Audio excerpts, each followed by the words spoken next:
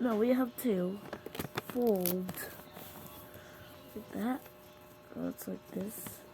Let me undo it. Fold it like that. Now flip and flip, and now fold this here. Do that the same, and flip it and fold it. And here's how to hold it. So here is how to hold the paper popper.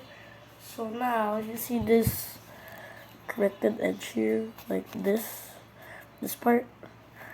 You have to all the way. You can only hold it right over here, like here. And this is the front, okay? This is the front. So don't do it like this. Don't do it like this.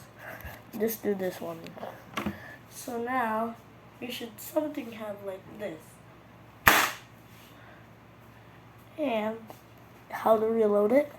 So it's popped, right? Now just put it on the floor, make it flat, and fold it. And that's how to reload. And that's the paper popper.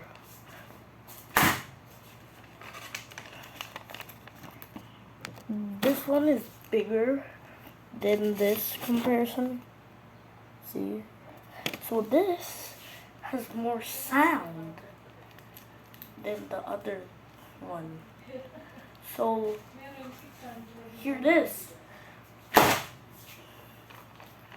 And another.